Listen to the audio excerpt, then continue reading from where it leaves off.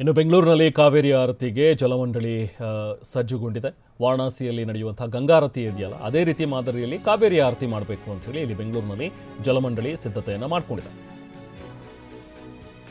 ಗಂಗಾರತಿಯ ಒಂದು ರೀತಿ ಇಲ್ಲೂ ಕೂಡ ಮಾಡಬೇಕು ಅಂತ ಹೇಳಿ ಎಲ್ಲ ಸಿದ್ಧತೆಗಳಾಗ್ತಾ ಇವೆ. ಬೆಂಗಳೂರಿನ ಸಾಂಖ್ಯಿಕೆರೆಯಲ್ಲಿ ಕಾವೇರಿ ಆರತಿಗೆ ತಯಾರಿಯನ್ನು ಮಾಡ್ಕೊಳ್ತಾ ಇದ್ದಾರೆ.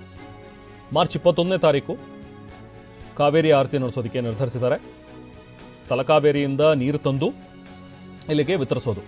ಸೊ ಅದು ಪ್ಲಾನ್. ಸಾಂಖ್ಯಿಕೆರೆ ಅಂಗಳದಲ್ಲಿ ವೇದಿಕೆ ಹಾಕಿದರೆ, ಲೈಟಿಂಗ್ಗಳನ್ನು ಹಾಕಿ ಎಲ್ಲ ತಯಾರಿ ಮಾಡ್ಕೊಳ್ತಾ ಇದ್ದಾರೆ. ಕಾವೇರಿ ಆರತಿಗೆ ಸುಮಾರು 10,000 ಜನ ಭಾಗಿಯಾಗುವಂಥ ನಿರೀಕ್ಷೆ ಇದೆ.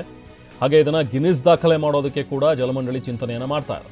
ಕಾರ್ಯಕ್ರಮದ ಸಿದ್ಧತೆಯನ್ನು ಜಲಮಂಡಳಿ ಅಧ್ಯಕ್ಷರು ಈಗಾಗಲೇ ರಾಮ್ ಪ್ರಸಾದ್ ಅವರು ಪರಿಶೀಲನೆ ಮಾಡಿದ್ದಾರೆ. ರಾಮ್ ಪ್ರಸಾದ್ ಮನೋಹರ್ ಅವರು ಪರಿಶೀಲಿಸಿದ್ದಾರೆ. ಮನೆ ಮನೆಯಲ್ಲಿ ನೀರಿನ ಸಂರಕ್ಷಣೆ ಕುರಿತು ಅರಿವನ್ನು ಮೂಡಿಸ್ತಾ ಇದ್ದೀವಿ. ಕಾವೇರಿ ತಾಯಿಗೆ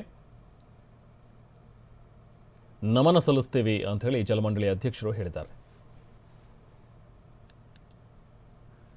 ಸೊ ಈ ಕಾವೇರಿ ಆರತಿ ಕುರಿತಂತೆ ಡಿ.ಕೆ. ಶಿವಕುಮಾರ್ ಅವರು ಕೂಡ ಮಾತನಾಡಿದ್ದಾರೆ. ಬನ್ನಿ ಏನು ಹೇಳಿದ್ದಾರೆ ನೋಡೋಣ.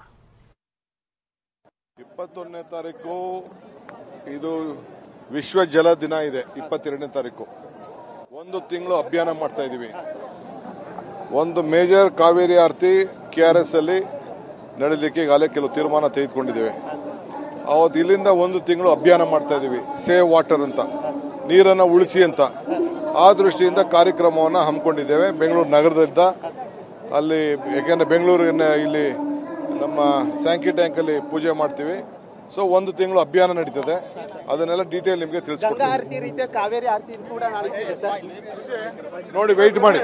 21ನೇ ತಾರೀಕು ಇದು ವಿಶ್ವ ಜಲ ದಿನ ಇದೆ. 22ನೇ ತಾರೀಕು ಒಂದು ತಿಂಗಳು ಅಭಿಯಾನ ಮಾಡ್ತಾ ಇದ್ದೀವಿ.